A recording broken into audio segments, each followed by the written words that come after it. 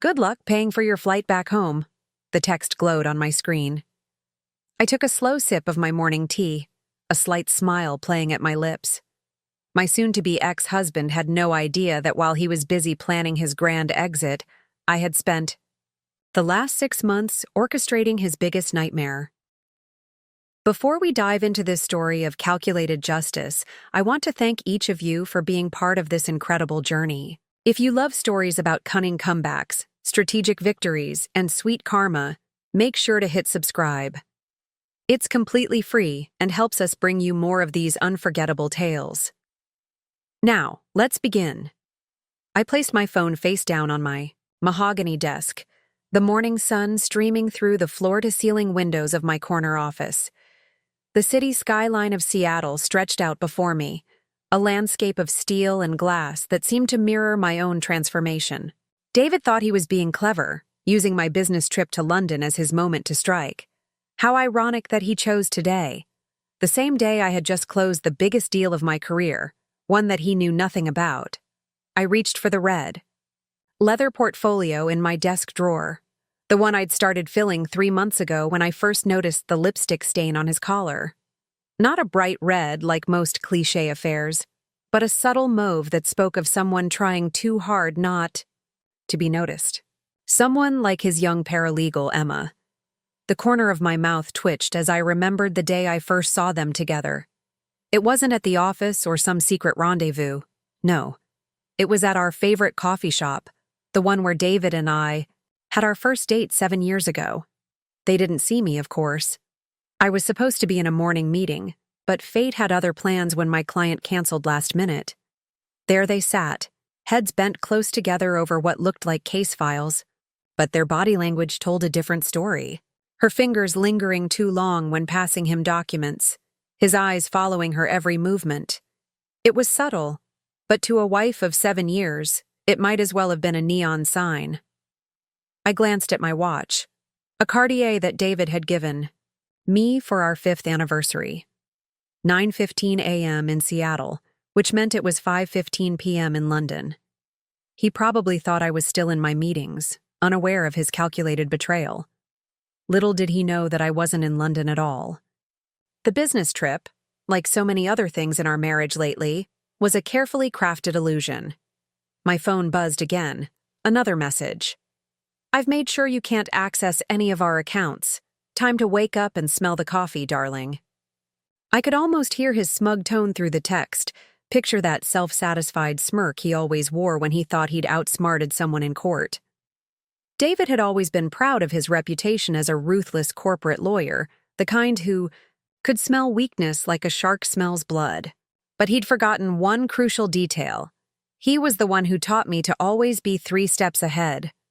I opened my laptop, typing in the password to access my private email account. Not the one David knew about, but the one I'd created months ago when I first started gathering evidence. The screen filled with emails, each one a carefully preserved piece of the puzzle I'd been assembling. Bank statements, property records, surveillance photos, and most importantly, records of every questionable legal maneuver he'd made over the past year. The office around me was quiet, most of my employees not due in for another hour. I'd come in early today, wanting to savor this moment in solitude.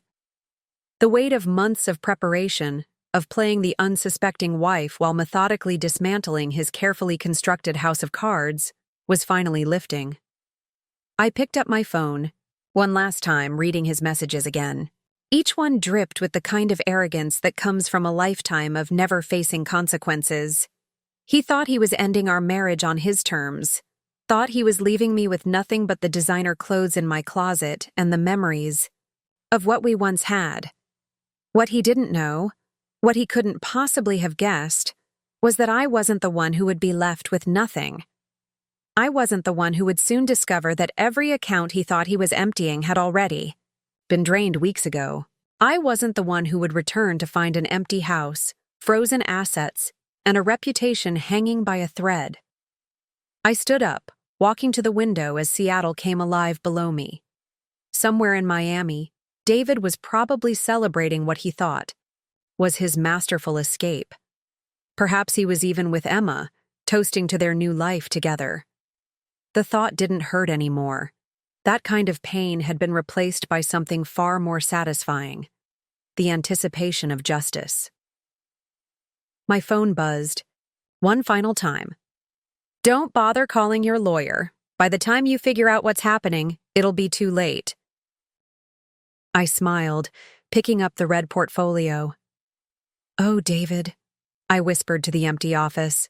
"It already is." The morning light cast long shadows across my office as I opened the red portfolio, its contents a testament to months of silent observation and meticulous planning.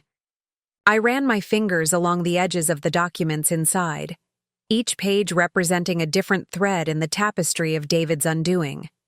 The city behind me hummed with early morning energy, but inside my office, time seemed to slow. Each second weighted with the gravity of what was about to unfold. I thought back to our beginning, when David had first walked into that bar in downtown Seattle, his confidence magnetic, his ambition palpable. He was already making waves at his law firm, the youngest partner they'd had in decades. I was finishing my MBA, determined to build my own empire in the tech consulting world. We were a power couple in the making, or so everyone said. The Seattle Times even featured us in their 30 Under 30 edition, the lawyer and the entrepreneur, taking the city by storm. "If you want to succeed in corporate law," he used to tell me during our late-night strategy sessions, "you need to master the art of patience. Watch, wait, and strike when they least expect it." I let out a quiet laugh at the memory. David had always been an excellent teacher, just not in the ways he intended. I pulled out the first document from the portfolio, a bank statement from 6 months ago.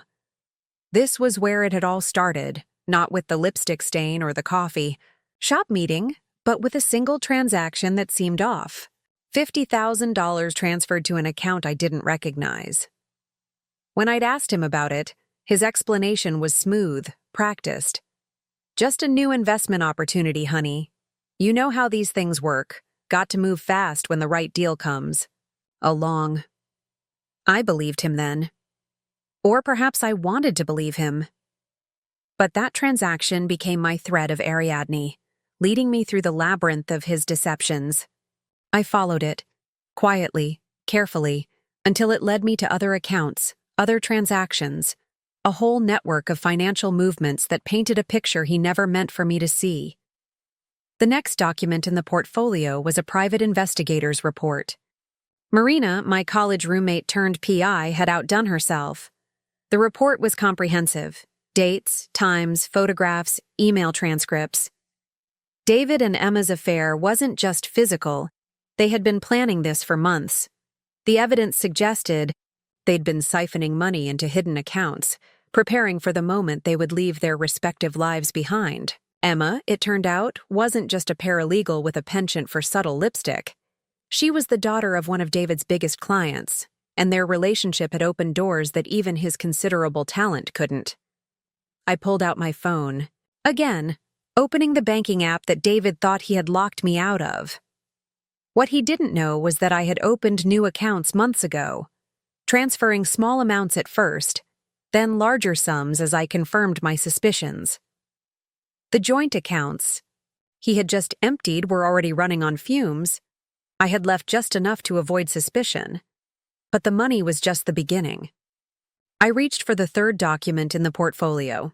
This one had taken the most time to compile. It was a detailed record of every ethical breach, every questionable deal, every client confidence David had violated over the past year.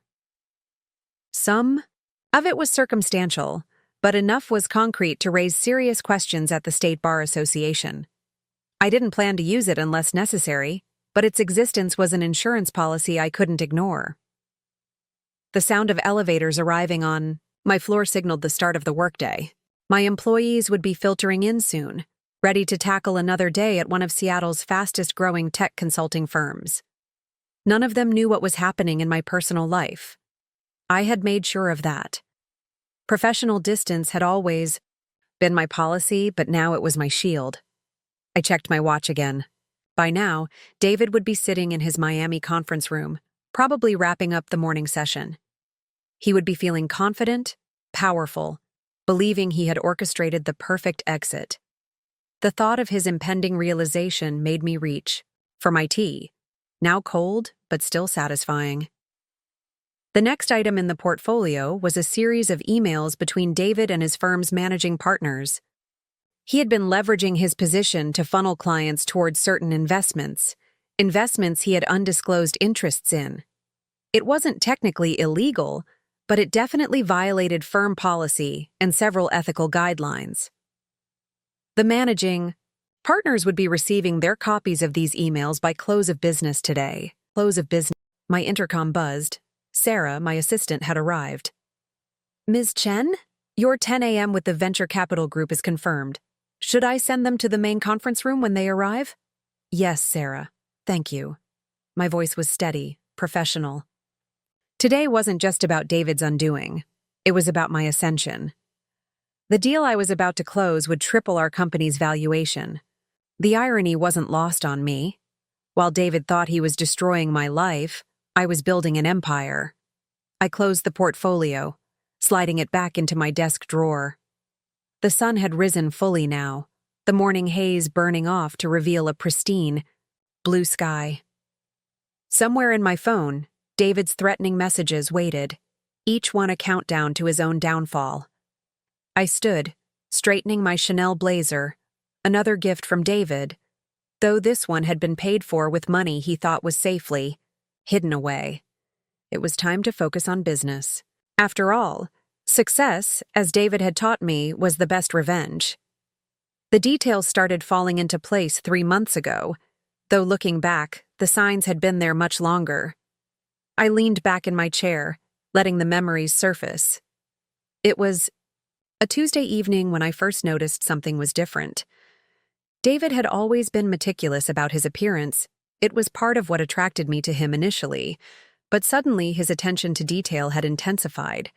New suits from his favorite tailor in Vancouver, weekly appointments at an exclusive barbershop downtown, a sudden interest in CrossFit that had him leaving the house at 5 a.m. At first, I attributed it to the natural progression of a successful man in his late 30s, perhaps a touch of midlife consciousness. But then came the subtle shifts in his routine, the kind of changes only a wife of 7 years would notice. His phone, once casually left on our kitchen counter or bedside table, became a permanent extension of his hand. The casual intimacy of sharing passwords and accounts, something we'd done since our early dating days, gradually evaporated under the guise of client confidentiality. Even his scent changed, the familiar notes of his signature cologne, mingling with something fresher, younger. I pulled up the security footage on my laptop, another piece of evidence carefully gathered. Our home security system, upgraded last year at my insistence, had captured more than just potential intruders. I clicked through the timestamps. David arriving home late, his tie loosened, collar unbuttoned. David leaving early, gym bag in hand, but his usual gym was in the opposite direction. Small inconsistencies that painted a larger picture. The footage from 2 months ago was particularly telling. It was a rare rainy evening in Seattle when Emma first visited our home. Just dropping off some urgent case files, David had explained. Not knowing I was watching through our security cameras while supposedly stuck in traffic. The files might have been real, but the lingering touch on his arm as she left, the way he watched her walk to her car, those weren't professional courtesies. I opened another folder on my laptop, this one containing emails recovered from David's personal account. He'd always used the same password format, our anniversary followed by his mother's maiden name. It was almost disappointing how predictable he'd become. The emails started innocently enough. Late-night work discussions, shared jokes about office politics. But they evolved, becoming more personal, more intimate. "You've never looked more beautiful than you did in today's meeting," one read, dated just weeks after I'd first noticed the changes. "The way you handled Johnson's objections was masterful. Dinner tomorrow?" The usual place? The usual place. Café Artemis, a small French bistro hidden away in Pike Place Market. I'd had Marina stake it out, documenting their weekly working dinners with high-resolution photos that now filled several pages in my portfolio. They always sat at the same corner table, the one David and I had once frequented during our courtship. But it wasn't just the affair that set off alarms. David's behavior at work had shifted too. His cases, once meticulously documented and transparently handled, became shrouded in unusual levels of privacy. Client meetings moved from the office to private clubs and restaurants. Large retainers appeared and disappeared from the firm's accounts with increasing frequency. I pulled up the spreadsheet I'd been maintaining, cross-referencing dates and transactions. The pattern was clear. Every major movement in the firm's accounts corresponded with meetings with specific clients whose files Emma had special access to. They were building something together, something that went beyond a simple affair. My phone buzzed with a text from Marina. Target acquired, they're having lunch at the Fairmont, sending photos now. I opened the attachments. David and Emma, sitting close at a corner table, his hand resting possessively on her knee under the white tablecloth, her mauve lipstick leaving traces on a wine glass, despite it being barely noon. The irony wasn't lost on me. While they thought they were being clever, hiding in high-end hotels and private clubs, they were actually making my job easier. Every credit card swipe, every room booking, every valet ticket created a paper trail, a trail that now led directly to the evidence I needed. I clicked through more security footage, this time from our beach house in the San Juans. David thought the cameras there were disabled, a convenient malfunction he'd reported to me last month. In reality, they were working perfectly, capturing every weekend rendezvous, every intimate moment they thought was private. The last clip was from just 3 days ago. David and Emma walking along the beach at sunset, planning their future. My future, or so they thought. Their voices, carried clearly through the high-end audio system, laid out their entire plan. Miami was just the first stop. From there, they would head to the Cayman Islands, where David had apparently been setting up accounts for months. Once the divorce is final, we'll have everything, he had assured her, his voice carrying the same confident tone he used in court. She won't know what hit her until it's too late. I closed the laptop, a small smile playing at my lips. The signs had all been there, each one a breadcrumb leading to this moment.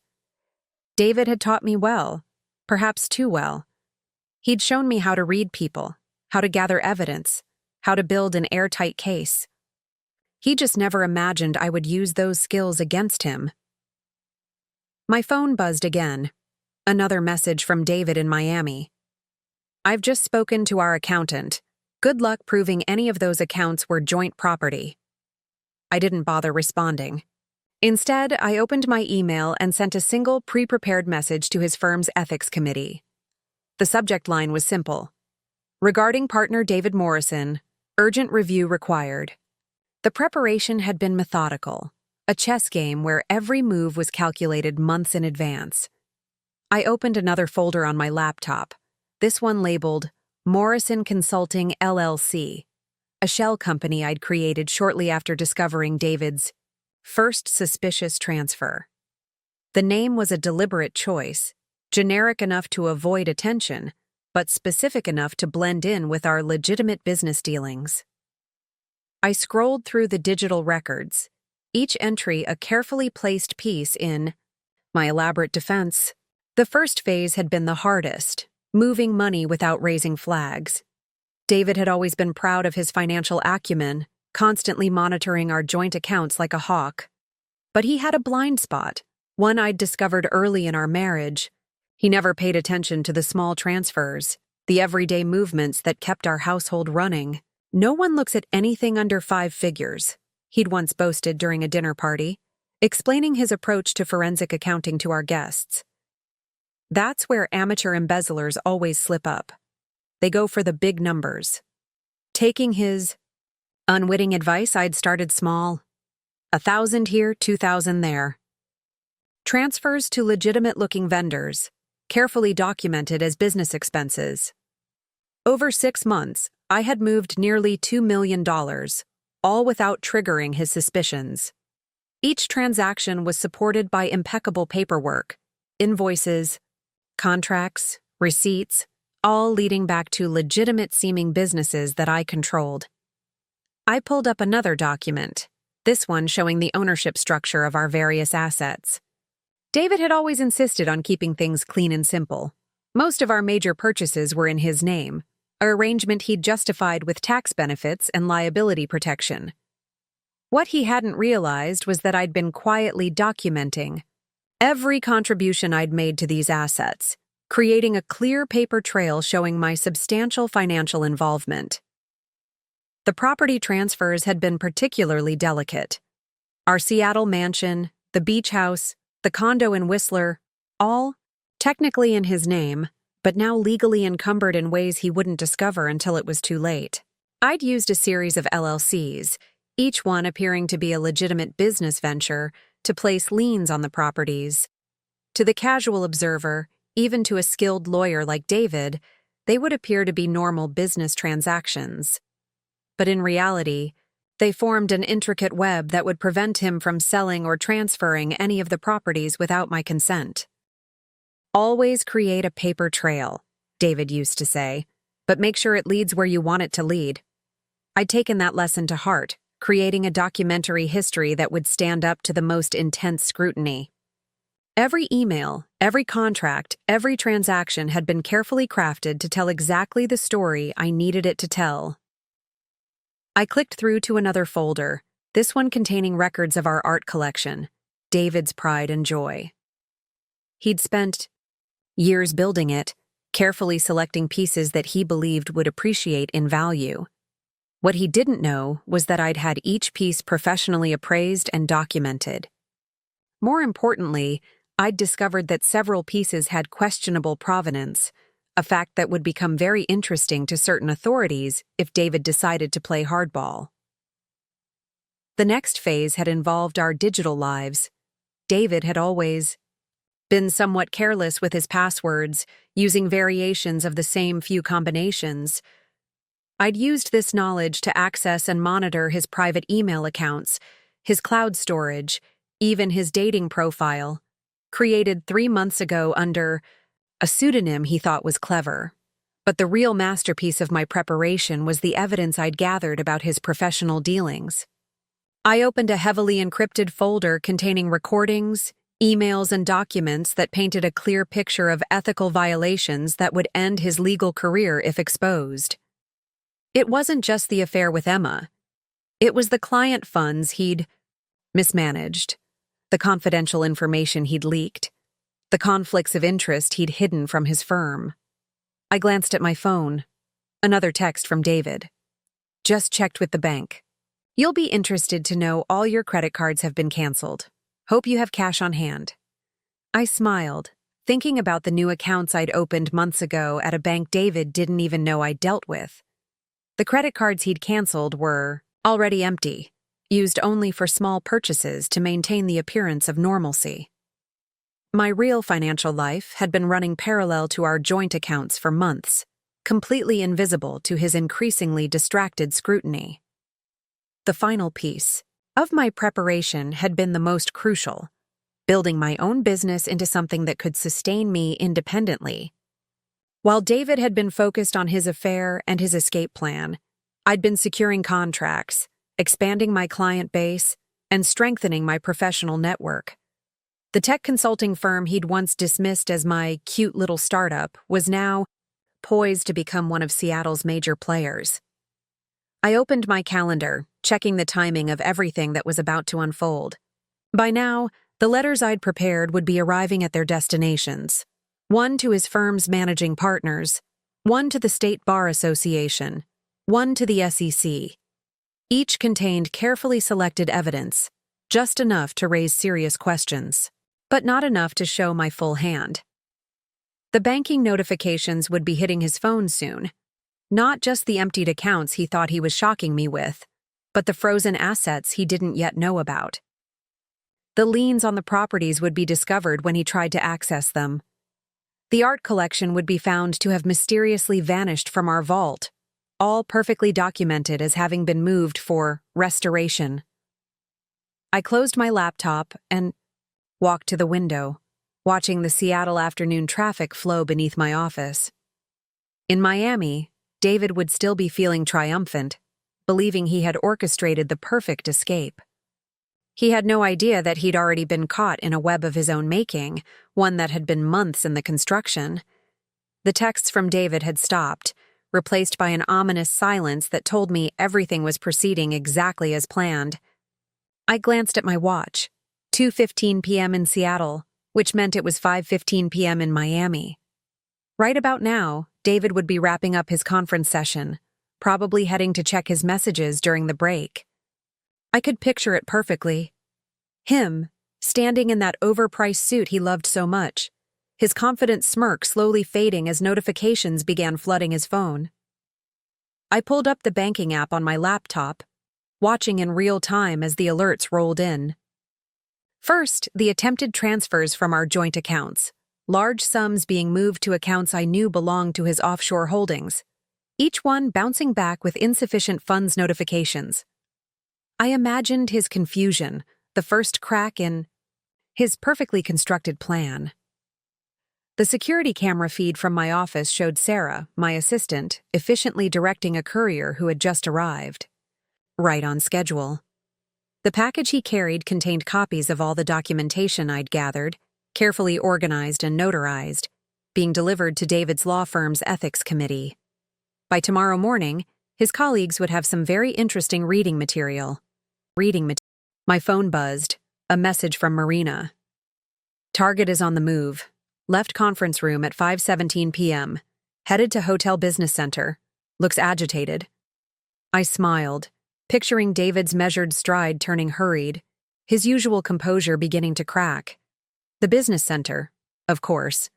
He would be trying to access his email, probably planning to contact his private banker in the Caymans. I opened another window on my laptop, this one showing the activity log for David's email account. Within moments, I saw it. Multiple login attempts from an IP address in Miami. But the password had been changed hours ago, another piece of preparation falling into place. He would try his usual combinations, growing increasingly frustrated as each attempt failed. The next text from Marina came quickly. Now headed to hotel front desk, arguing with staff about credit card decline. This was the moment I'd been waiting for.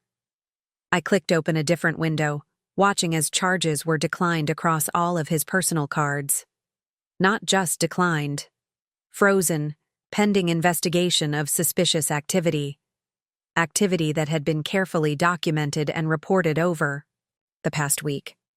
I pulled out the red portfolio again, this time removing a detailed timeline I'd created. According to my calculations, David would be experiencing the first wave of realizations right about now. The blocked accounts would be his first concern, but soon he'd discover that his room key had been deactivated. A simple call to the hotel suggesting potential credit card fraud had taken care of that. My office phone rang. Sarah's voice came through the intercom. Ms. Chen, Mr. Morrison's law firm is on line 1. A Mr. Richardson from the ethics committee. Earlier than expected, but manageable. Thank you, Sarah. Please tell him I'm in a meeting but will return his call within the hour. The timing was crucial. Let them stew a bit. Let them review all the documentation I'd sent over. Let them start asking the questions I'd so carefully crafted. Another text from Marina. Subject attempting to reach Emma. Multiple calls, all going. To voicemail. I checked another document in my portfolio. Emma's flight details for her emergency family visit that had been booked last week. She wouldn't be answering any calls for the next few hours, conveniently out of reach during David's moment of crisis. I opened my email, watching as messages began arriving from various financial institutions. Notifications of suspected fraudulent activity, account freezes, requests for verification. Each one had been carefully orchestrated, timed to hit simultaneously for maximum impact. David wouldn't just be inconvenienced. He would be completely immobilized. The security feed from our Seattle home showed movement. Right on schedule, a team of movers was efficiently packing up specific items. Not everything, just the pieces that mattered most. Family heirlooms, irreplaceable art pieces, documents from his private safe, which wasn't as private as he'd thought. All being relocated to secure storage under the authority of a power of attorney he'd signed months ago, never bothering to read the fine print. My phone buzzed again. This time it was David calling. I let it ring, imagining his mounting frustration. He would be starting to realize that something was very wrong, that his perfect plan had somehow gone sideways. But he wouldn't understand the full scope yet. That would come later. I opened another folder on my laptop, this one containing recordings from our home office. David's late-night conversations with Emma, their careful planning, their smug certainty that they had thought of everything. Mixed. In were recordings of his client calls, the ones where he crossed ethical lines, made promises he couldn't keep, revealed confidential information, all carefully documented, all legally obtained thanks to our home security system's terms of service, which, again, he had never bothered to read fully. The voicemail notification popped up. Listen, I don't know what you think you're doing, but you need to stop this right now. You have no idea what you're messing with. Call me back immediately. His voice was strained, the usual smooth confidence replaced by something approaching panic. I checked my calendar. In exactly 1 hour, his firm's managing partners would be receiving detailed documentation of certain financial irregularities in client accounts David managed. Nothing too obvious, just enough to raise serious questions. Questions that would lead to internal audits, which would lead to discoveries I had carefully prepared for them to make. Marina's next text was accompanied by a photo. David in the hotel lobby, tie loosened, running his hand through his hair in that way he did when things were spinning out of his control. Subject attempting to book new flight. All cards declined. Requesting cash advance from hotel. Denied. I stood up, walking to my office window again. The Seattle afternoon was turning to evening, the sky taking on that peculiar northwestern blend of gray and gold. Somewhere in Miami, David was beginning to understand that his carefully constructed escape plan had transformed into a trap. But he still didn't grasp the full extent of what was happening. That would come in waves, each revelation carefully timed for maximum impact. The first real confrontation came exactly as I had anticipated. My phone lit up with David's face. A photo from happier times, one I'd kept as his contact image if only to remind myself of how appearances could be deceiving. I let it ring 3 times, savoring the moment, before answering with a calm I had practiced for months. Hello, David. My voice was steady, professional, the same tone I used in board meetings when I knew I held all the cards. What the hell? Do you think you're doing? His voice was tight, controlled, but I could hear the undercurrent of panic. The background noise told me he was still in the hotel lobby, probably pacing those expensive marble floors in his Italian leather shoes. I'm afraid you'll have to be more specific, I replied, shuffling some papers on my desk for effect. The soft rustle would drive him crazy. David had always hated when people didn't give him their full attention. Don't play games with me, he snapped. The accounts, the cards, what did you do? Each word was clipped, precise, his courtroom voice, slipping into place like armor. I allowed myself a small smile. Oh, that. I simply secured our assets. Isn't that what you were trying to do? The subtle emphasis on trying wasn't lost on him. I heard his sharp intake of breath. You had no right, he began, but I cut him off smoothly. Actually, I had every right. Just as you had every right to plan your little Miami getaway with Emma. How is she, by the way? Having trouble reaching her? The silence on the other end was deafening. I could almost see him processing this new information, realizing that this wasn't just about money anymore. This was about everything. "You've been watching me," he said finally, his voice lower now, more dangerous. This was the tone his opponents in court feared, the one that usually preceded a devastating legal maneuver. "Watching you? Oh, David." I laughed softly, the sound carrying clearly across the line. "I've been studying you. You taught me that. Remember? Always study your opponent. One of your first lessons." I heard him moving, probably finding a quieter corner of the lobby. When he spoke again, his voice had changed. Smoother, more controlled. This was David shifting into negotiation mode. "Look, whatever you think you know, we can work this out. You're angry, I get it. But this is taking things too far." I opened my laptop, pulling up a specific email chain. "Taking things too far? Like discussing our prenup with Emma 2 months ago? Or maybe like planning to use insider information from the Thompson case to fund your escape? That kind of too far." Another silence, longer this time. I could hear his breathing, slightly faster now. "How did you get access to your private email? Your encrypted files? The offshore account records?" I finished for him.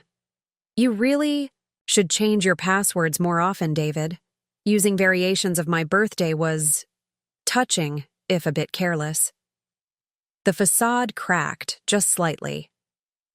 "Those files are privileged information.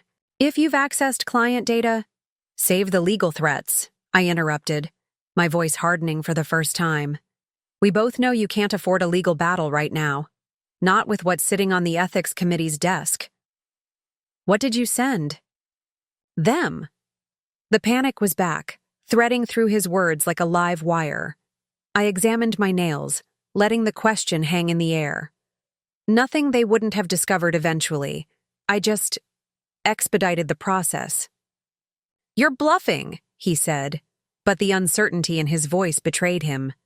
"You couldn't have—" "The Thompson case files? The Anderson Trust modifications?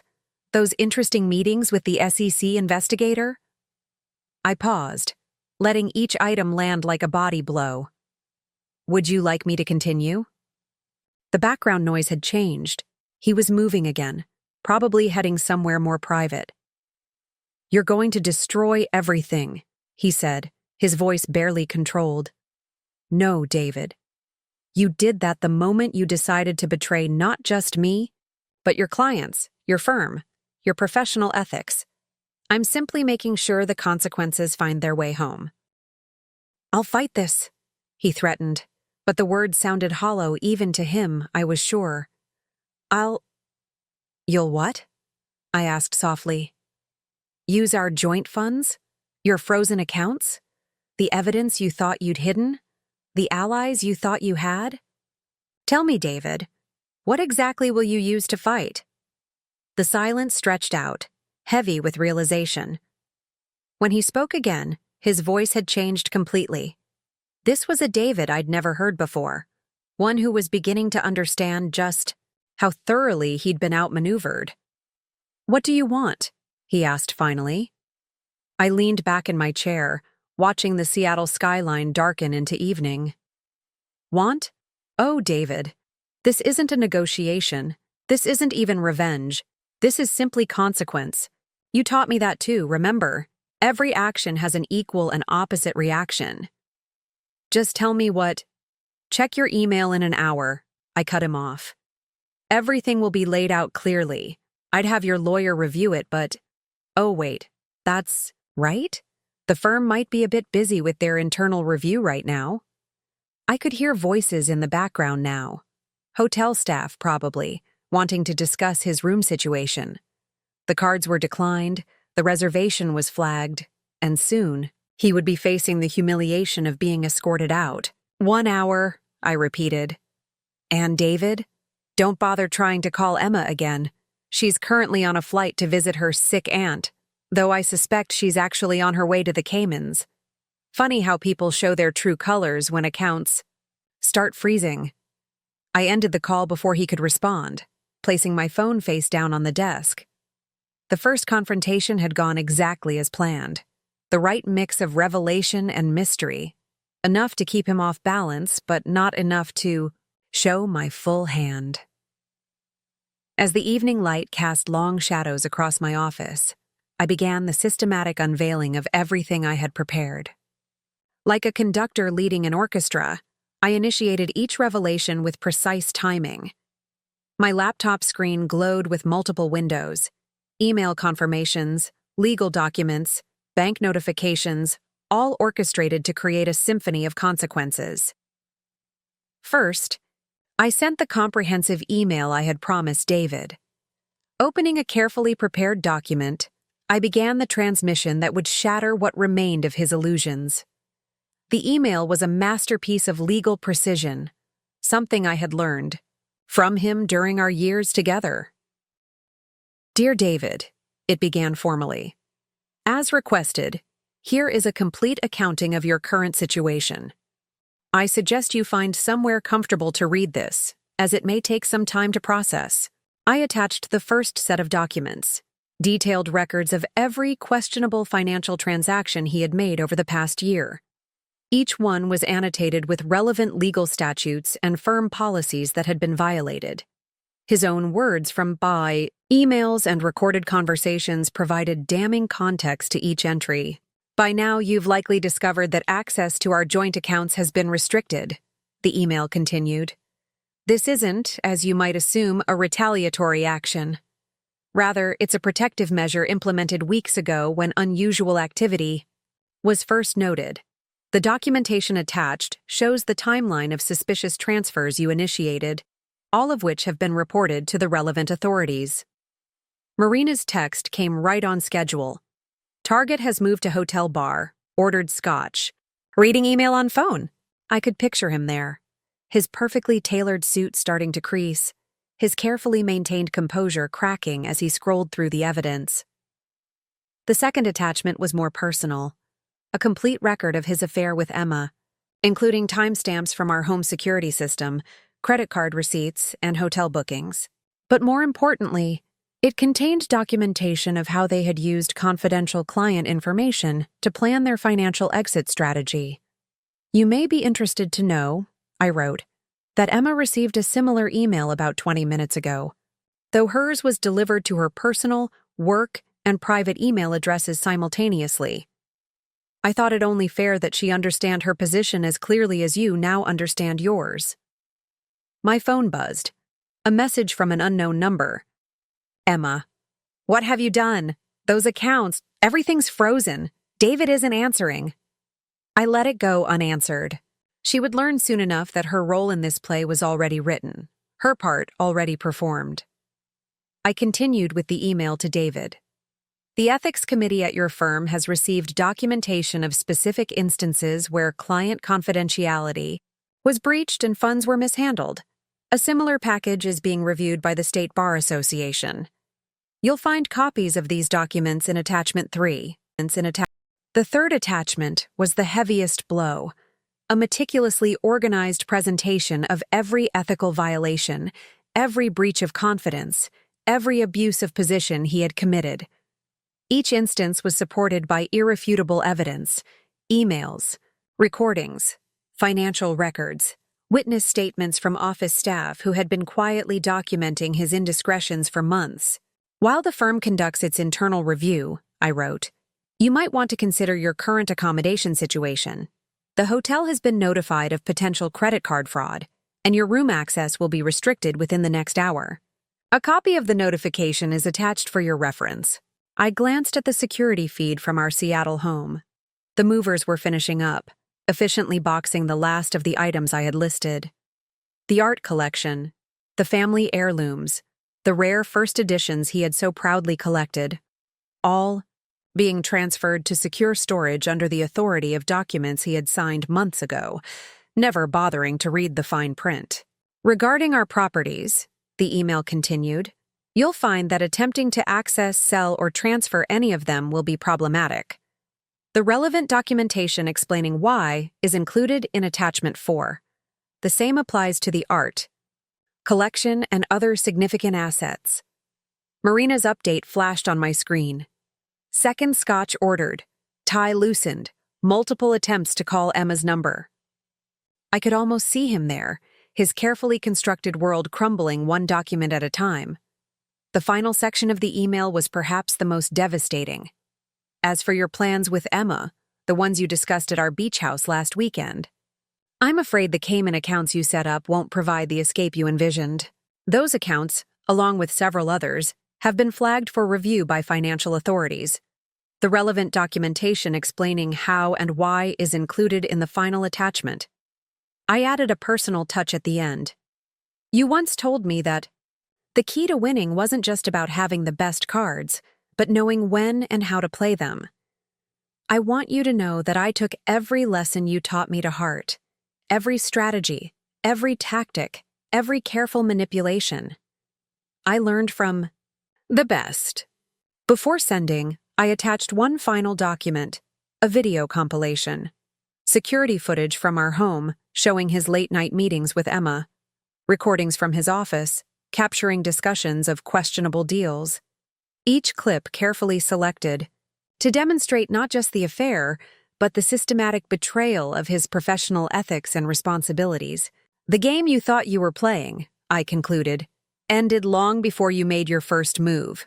Check your personal email in exactly 1 hour for documents requiring your immediate signature. I suggest you read them carefully this time. I hit send, then sat back, watching the delivery confirmation appear on my screen. In a Miami hotel bar, David would be receiving it now, each attachment landing like a precision strike against the foundation of his carefully constructed life. The cascade began exactly as I had choreographed it. From my office, I watched the dominoes fall one by one, each impact triggering the next in a perfectly orchestrated sequence of collapse.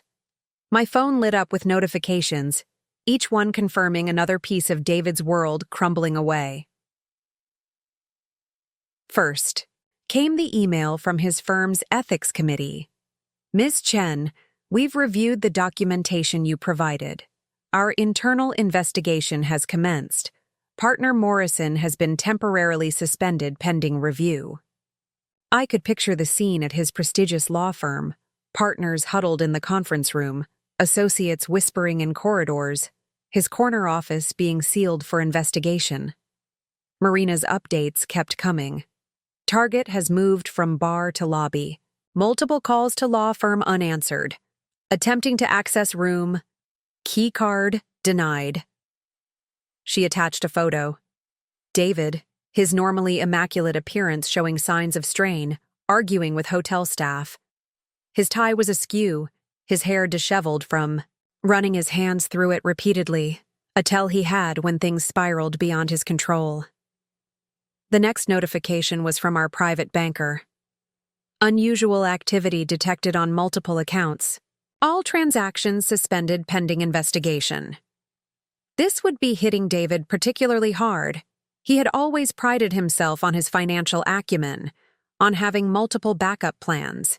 Now, every account, every safety net he thought he had, was being systematically stripped away. I opened my laptop to check the security feed from our Seattle mansion. The movers had finished their work, specific items carefully removed and transported to secure storage. The art collection he had spent years curating, the rare first editions he loved to show off to guests, the vintage wine collection he had invested so heavily in, all gone, all legally removed under the authority of documents he should have. Read more carefully. A text from Emma appeared on my screen. Please, you have to stop this. I never meant.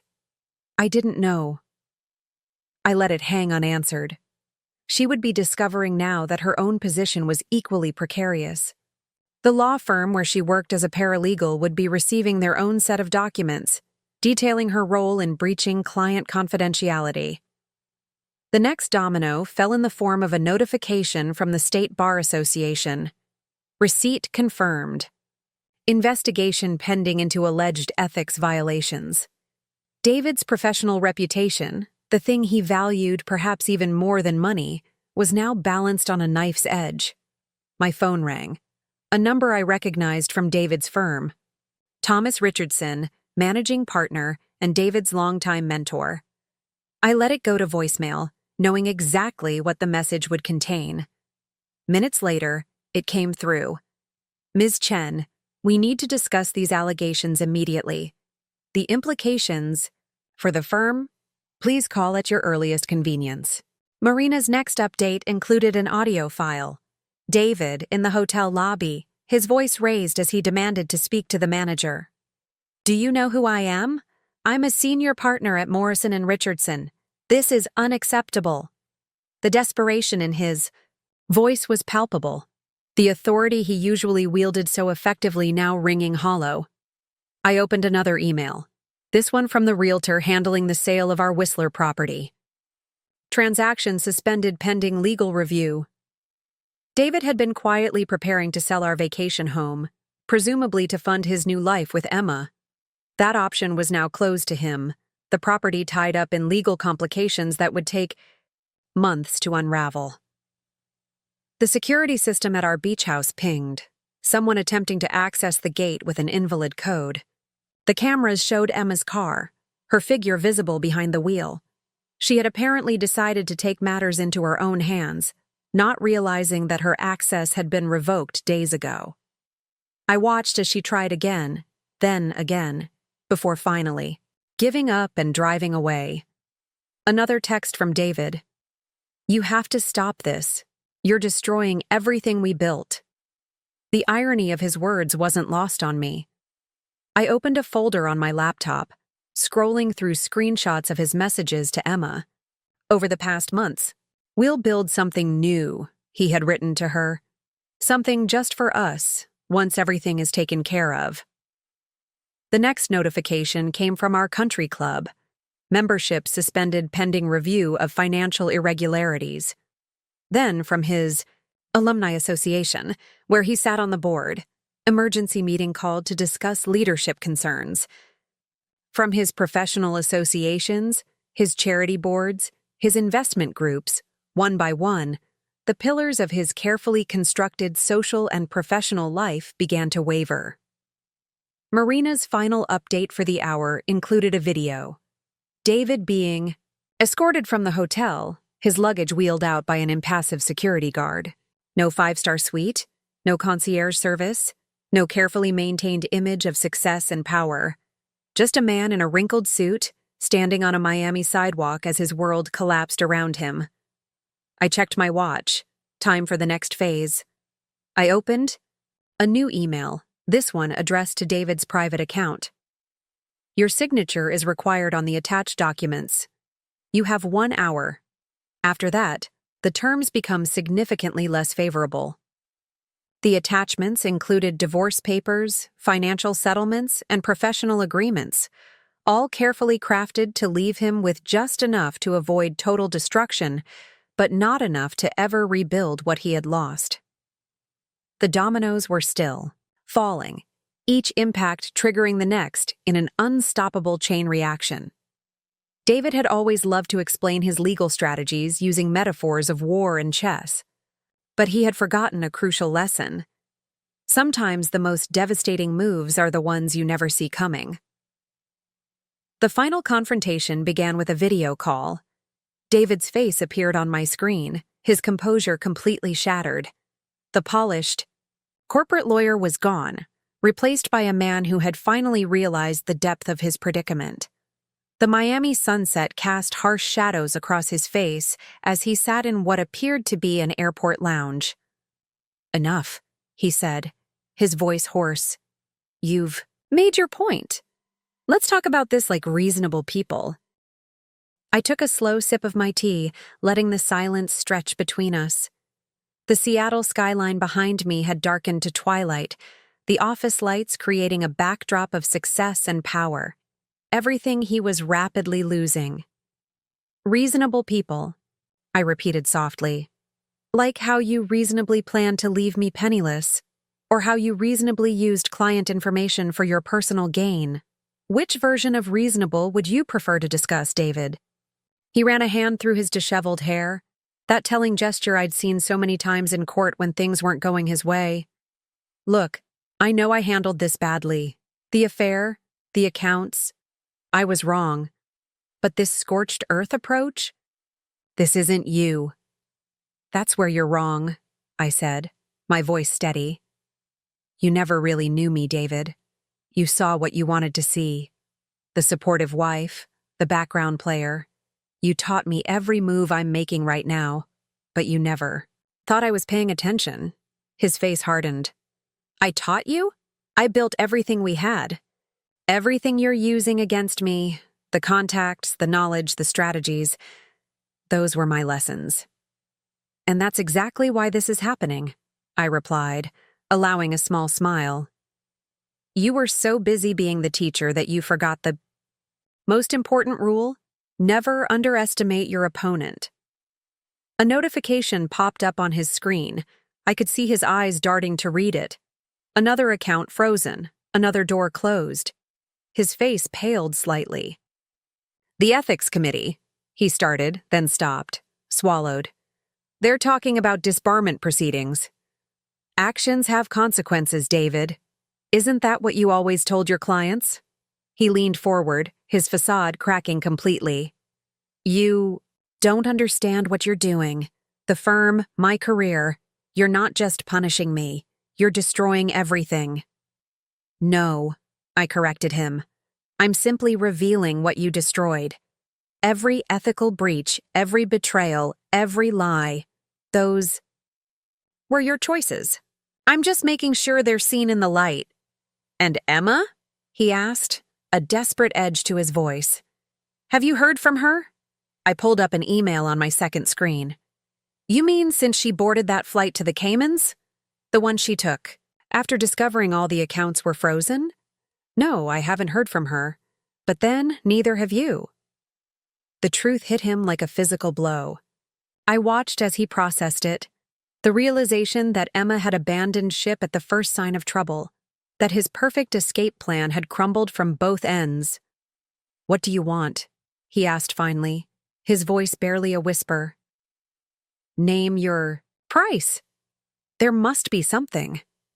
I leaned back in my chair, studying him, the mighty David Morrison, reduced to bargaining for scraps. You still don't get it, do you? This isn't a negotiation. This isn't even revenge. This is justice. Pure, simple, and complete. Justice? He laughed, a harsh, broken sound. You call destroying someone's life justice? No, David. I call revealing the truth justice. Everything being stripped away from you? Those aren't things you earned. They're things you took, things you manipulated, things you stole. I'm simply returning them to their rightful places. His eyes narrowed. You've thought of everything, haven't you? Every account, every document, every backup plan. I learned from the best, I replied simply. You always said attention to detail was crucial. I paid attention. A commotion in the background caught his attention. Airport security approaching. His credit cards had been flagged, his behavior deemed suspicious. I watched as he glanced around, the reality of his situation finally sinking in. The divorce papers, he said quickly, his voice urgent now. The settlement offer. I'll sign them. Just make this stop. I shook my head slowly. It's already done, David. The papers were just a formality. Everything else? That's already in motion. Unstoppable. Like you taught me. Once you commit to a strategy, you see it through to the end. Please, he whispered, and for the first time in our marriage, I believed he meant it. I'll lose everything. No, David. You already lost everything. You just didn't know it until now. The security officers reached him, their presence imposing, even through the video call. I watched as they spoke to him, as his face cycled through anger, pleading, and finally resignation. Time to go, I said softly. Goodbye, David. I ended the call before he could respond, watching my screen fade to black. In its reflection, I saw myself, calm, composed, victorious. The woman David had underestimated. The student who had surpassed the teacher. The wife who had turned his own weapons against him. The aftermath unfolded like a carefully orchestrated symphony reaching its crescendo. From my office, I watched as each consequence I had set in motion played out with devastating precision. The evening had settled over Seattle, the city lights, twinkling like stars, reflecting off the glass walls of my sanctuary. My phone buzzed with updates, each one confirming another piece of David's carefully constructed world crashing down. First came the notification from his law firm. Partner Morrison's clearance revoked, all client files reassigned, security protocols activated. I could picture his office being sealed, his nameplates removed, his presence already becoming a ghost in the halls where he once ruled.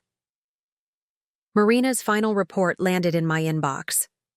Subject attempted to book flight to Caymans, denied boarding due to security flags, currently in custody of airport police for questioning regarding suspicious financial activities.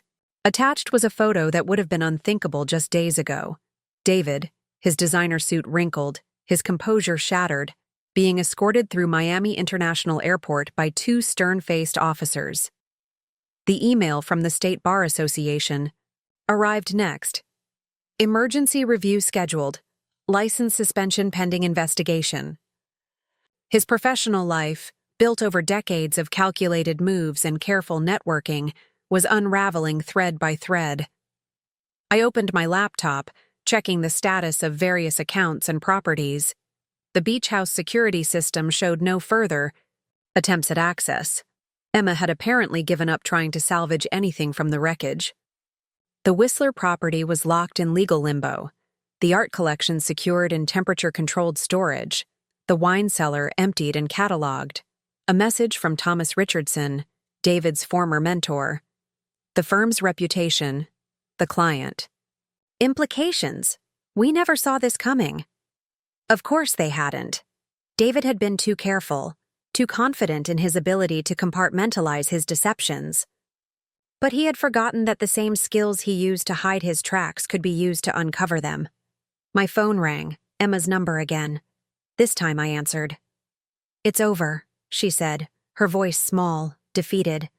"The firm, they know everything. My position, the client files, all of it. Actions have consequences," I replied calmly. "You chose yours." "I never meant." She started, then stopped. "He said he had everything planned, that nothing could go wrong."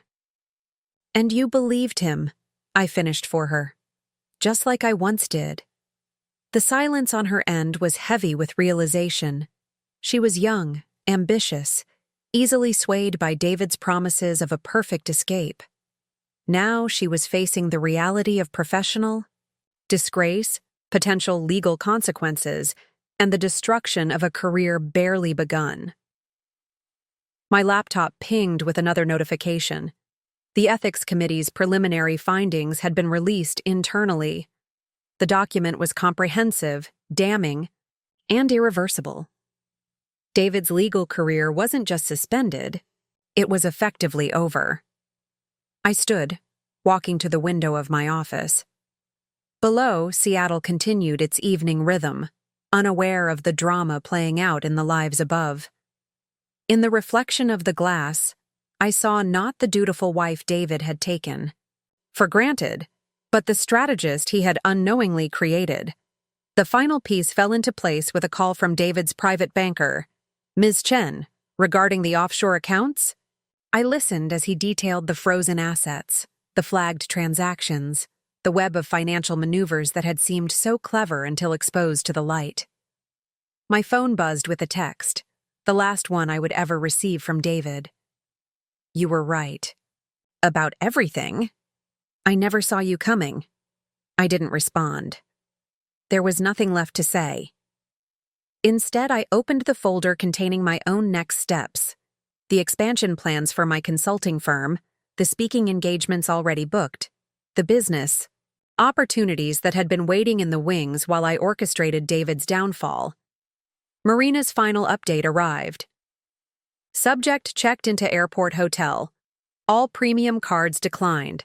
Basic room, ground floor. The mighty had fallen, the king. Reduced to a pawn on his own board. I gathered my things, preparing to leave the office. The red portfolio, now empty of its damning contents, went into my briefcase. A reminder, perhaps, of how paper trails could become weapons in the right hands. The city had fully embraced the night now, the streets below glowing with possibility. David had once told me that the key to winning was knowing when you'd won. As I stepped into the elevator, my reflection smiled back at me. Confident, unbowed, victorious. The impact wasn't just in the material losses, the money, the properties, the positions of power. It was in the complete dismantling of a man who had thought himself untouchable. Every lesson he had taught me, every strategy he had proudly displayed, every manipulative tactic he had mastered, all turned back upon their teacher with devastating effect. The days that followed marked not just an ending, but a transformation. I settled into my new routine with a sense of lightness I hadn't felt in years. The morning sun streamed through the floor-to-ceiling windows of my downtown penthouse. Not the mansion David and I had shared, but a space that was entirely my own, chosen for its simplicity and commanding view of the city I was now conquering on my terms. My phone rarely buzzed with messages from David anymore. The last update I'd received from Marina showed him checked into a modest airport hotel in Miami. His credit cards declined, his professional reputation in tatters. The mighty lawyer who once commanded rooms with his presence was reduced to using prepaid phones and borrowing money from increasingly reluctant acquaintances. I sipped my morning tea, not in the expensive bone china cups David had insisted on, but in a handmade ceramic mug I'd bought from a local artist. Each small change in my daily routine felt like reclaiming a piece of myself, washing away the veneer of the life David had crafted for us, and revealing something more authentic underneath. The morning news feeds were still occasionally peppered with stories about the scandal at David's firm. Prominent attorney faces ethics investigation. Client funds misappropriated. Law firm undergoes major restructuring. Each headline was another nail in the coffin of his carefully constructed reputation. The firm's damage control was impressive, but futile. Too many documents had been exposed, too many questions raised. My assistant Sarah's voice came through the intercom. "Ms. Chen, the board meeting is ready to begin. They're eager to hear about the expansion plans." I gathered my materials, feeling the comfortable weight of success on my shoulders. The tech consulting firm that David had once dismissed as my cute little hobby was now poised to become one of Seattle's major players. In the elevator ride to the conference room, I caught my reflection in the polished doors. A woman transformed. Gone was the carefully curated image of a corporate lawyer's wife. In her place stood someone more powerful, more authentic. My wardrobe had evolved too, still elegant but with an edge of creativity that David would have found unprofessional. The board meeting went exactly as planned. Our company's valuation had tripled in the past month, and the expansion plans were aggressive but achievable. As I presented the projections, I could feel the energy in the room. These people weren't just investors anymore. They were believers in a vision that was entirely my own. After the meeting, I took a moment in my office to read the latest email from Emma. She had finally broken her silence, sending a long message filled with apologies and explanations. Her position at the law firm was gone, her budding legal career effectively over. She had returned to her hometown in Minnesota, taking a job at her father's real estate office, a far cry from the glamorous life David had promised her. I opened my laptop, checking the status of various processes still in motion. The divorce. Proceedings were moving forward, though David had yet to sign the final papers. His lawyer, not from his former firm, of course, had made weak attempts at negotiation, but we both knew he had no leverage left.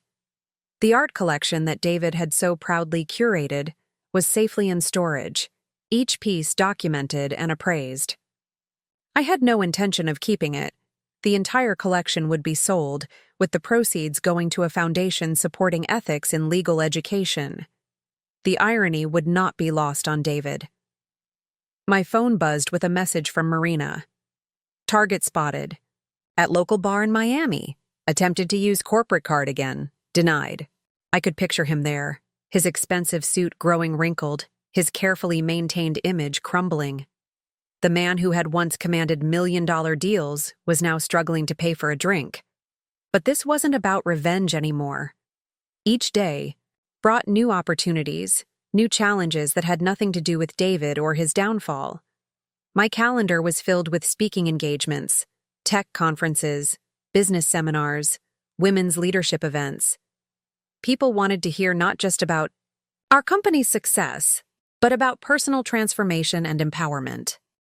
I walked to the window, watching the Seattle afternoon unfold below. The city felt different now, full of possibilities I hadn't allowed myself to see before.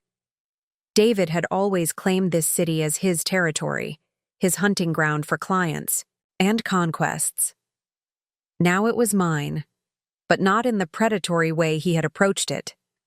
The interior designer would be arriving tomorrow to complete the renovation of my penthouse. Every trace of David's influence was being methodically removed from my life, not out of bitterness, but as part of a natural evolution. Like a snake shedding its skin, I was emerging into something new, something entirely my own. The unexpected call came just as I was finishing a late-night meeting with our international investors. A number I didn't recognize, but the area code was familiar. David's hometown in Connecticut. I let it ring twice before answering, curiosity getting the better of me. Hello, Claire. The voice was familiar, but not one I'd heard in years. Margaret Morrison, David's mother. The formidable matriarch of the Morrison family, who had always treated our marriage with polite skepticism. Margaret, I acknowledged, keeping my tone neutral. This is unexpected. Yes, well, unexpected seems to be the theme lately. There was something in her voice, not anger, as I'd anticipated, but something closer to resignation. I've just finished speaking with David. I moved to the window of my office, watching the city lights flicker below. I see. No, dear, I don't think you do. A pause, followed by the soft clink of what I assumed was her signature evening martini. I'm not calling to defend him. I'm calling to thank you. The words hung in the air, surprising enough to momentarily throw me off balance. Thank me? For having the courage to do what I should have done 30 years ago with his father. Another clink of ice against glass. History has a way of repeating itself in our family. David became everything I feared he would. I sank into my chair, processing this unexpected turn. You knew? About the affairs? The financial manipulations? Of course I knew. I was married to Richard Morrison for 40 years. David learned from the best. Her bitter laugh carried decades of resigned acceptance. But you did something I never had the strength to do. You fought back. My phone buzzed with a notification.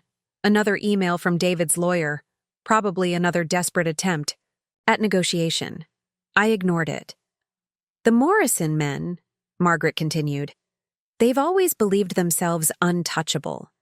Generation after generation of powerful lawyers, each one more entitled than the last.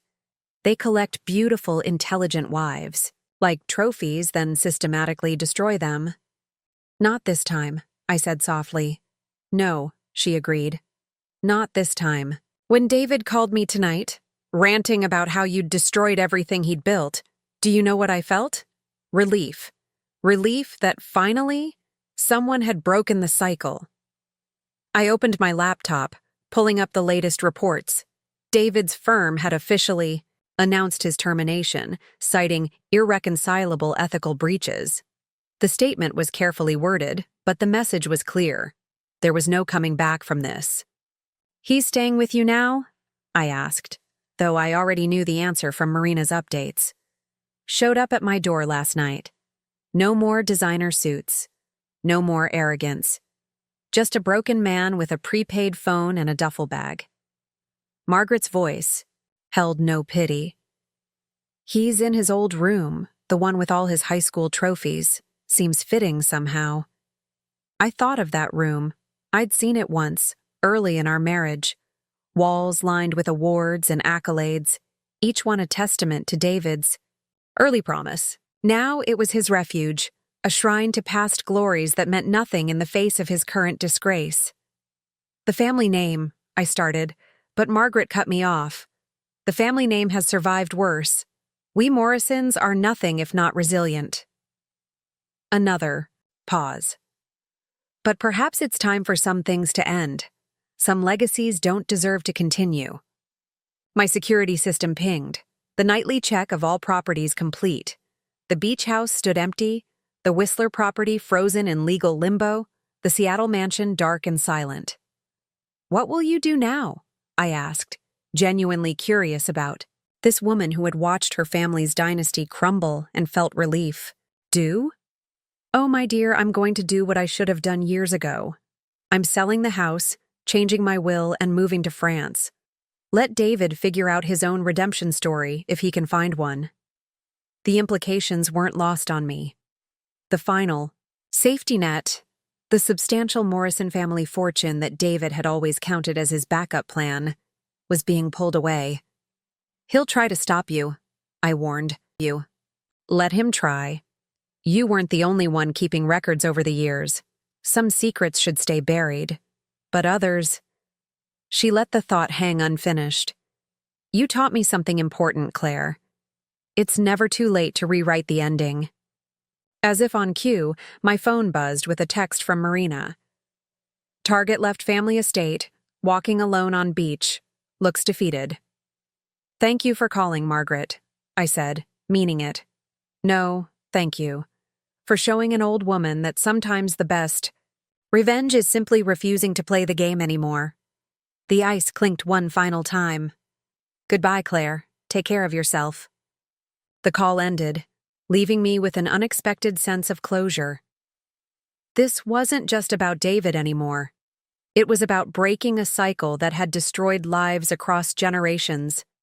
In taking down my husband, I had inadvertently freed his mother too. 1 year later, I stood at the floor-to-ceiling windows of my penthouse office, watching Seattle's autumn rain create intricate patterns on the glass. The morning's Financial Times sat on my desk, our company's latest acquisition making headlines. Below that, a more personal news item caught my eye. A small legal notice from Nebraska. David Morrison, once Seattle's most formidable corporate lawyer, had taken a position at a small-town firm handling minor civil cases.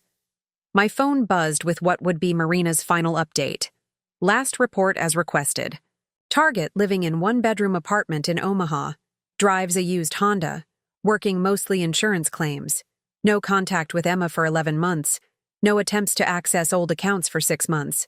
Appears to have accepted new reality. I archived the message, then deleted the thread. There would be no more surveillance, no more updates. The game was truly over. The red portfolio sat empty on my desk. A reminder not of what I'd lost, but of what I'd gained. Today, it would serve a new purpose. I opened its leather cover, now filling it with different documents. The founding paperwork for a new foundation supporting women in business and technology, focusing particularly on those rebuilding their lives after financial abuse. My intercom buzzed. Ms. Chen? Sarah's voice was professionally crisp. The board is waiting, and Mrs. Morrison has arrived for the meeting. Margaret Morrison, no longer content to be just David's mother, had become an unexpected ally. After selling the family estate and cutting David from her will, she'd approached me with an idea. Using her portion of the Morrison fortune to help other women find their power. Together, we'd created something neither of us had imagined possible. A year ago, I gathered my things, pausing at my office door to check my reflection in the glass. The woman who looked back bore little resemblance to David Morrison's wife. My success wasn't built on revenge or retribution anymore. It had evolved into something far more powerful. Pure, unrestrained potential. The morning sun broke through, Seattle's clouds, casting long shadows across the city David and I had once shared. But this wasn't his city anymore, and I wasn't his wife. The woman who had meticulously planned his downfall had transformed into someone else entirely. Someone stronger, wiser, more complete. My phone buzzed one final time. An unknown number. David. After a moment's consideration, I declined the call, then blocked the number. Some chapters needed to stay closed. I stepped into the elevator, the empty red portfolio under my arm now filled with new possibilities. The doors closed on the past as I rode up to meet my future. In the polished metal of the elevator doors, my reflection smiled. Confident, unbowed, free. The best revenge, I had learned, wasn't in destroying someone else's world. It was in building your own so magnificently that they became nothing more than a footnote in your success story, as the elevator climbed higher. I thought about the message I'd had engraved on the foundation's cornerstone. From endings come beginnings. From betrayal comes strength. From loss comes infinite possibility. The doors opened onto the conference room floor. Through the glass walls, I could see Margaret standing at the window, her own transformation evident in her stance. The board, members were seated, ready to launch our new venture. This was my world now, not built from revenge or pain, but from wisdom, strength, and the unshakable knowledge that sometimes losing everything was the key to gaining something far greater. Yourself.